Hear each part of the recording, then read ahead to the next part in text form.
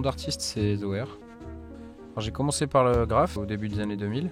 De la pratique du graffiti, j'ai gardé pas mal de choses qui sont l'urgence, la façon de peindre et d'investir un espace quand même assez rapidement, de faire un travail des couleurs ou d'avoir une sorte d'impact. Je suis persuadé que c'est la première des clés de lecture d'une œuvre, c'est la couleur plus que la forme.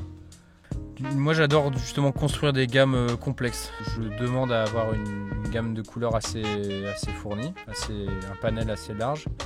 Et ensuite je vais refaire toutes mes couleurs à partir de ça, trouver des équivalences très fines par rapport à mon esquisse de départ et faire en sorte que ça ait de l'impact sur le mur. Donc du coup je vais forcer à peine les couleurs un peu plus pour que la perception de loin, de près, elle soit très forte, quoi.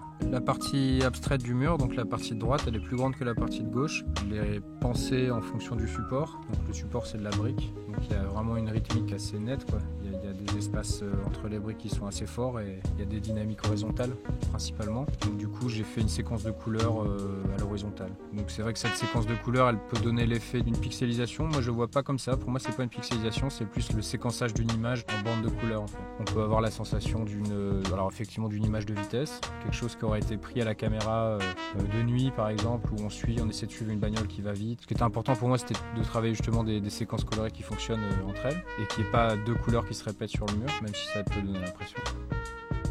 Ce qui est aussi intéressant dans le fait de faire de la peinture murale, c'est que la plupart du temps, moi je m'inscris dans des espaces qui sont en transition. Alors c'est comme quand les gens font du graphe, ils vont peindre soit des espaces qui ne sont pas amenés à être marchés ou parcourus, ou soit des espaces qui sont entre deux. Ça veut dire ils sont fraîchement abandonnés, puis on va en faire autre chose. Et donc c'est une espèce de passage un peu éclair de l'image. Et là c'est pareil, faire des trucs sur des murs un peu anciens, tu connais pas exactement le devenir de ta peinture, donc elle va peut-être bientôt disparaître. L'illustration de gauche, donc là c'est extrêmement figuratif, on reconnaît je pense plutôt bien les éléments.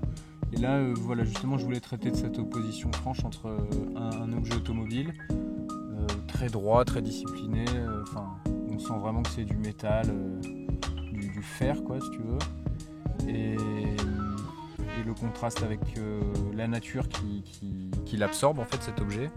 Et puis au premier plan aussi des petites plantations où tu sens que c'est des petites plantations un peu domestiques, ça veut dire des toutes jeunes pousses de fleurs quoi. Souvent j'illustre des automobiles parce que c'est un objet extrêmement complet, c'est un objet très complexe qui est hyper intéressant au niveau industriel, sociologique. Il y a énormément de choses à raconter autour de l'automobile. Et plus récemment, là je cherche justement à me séparer du sujet automobile, donc c'est vrai que j'ai tendance à regarder l'automobile à l'état d'épave et puis à commencer à voir quelle est la décrépitude de cet objet-là, quoi.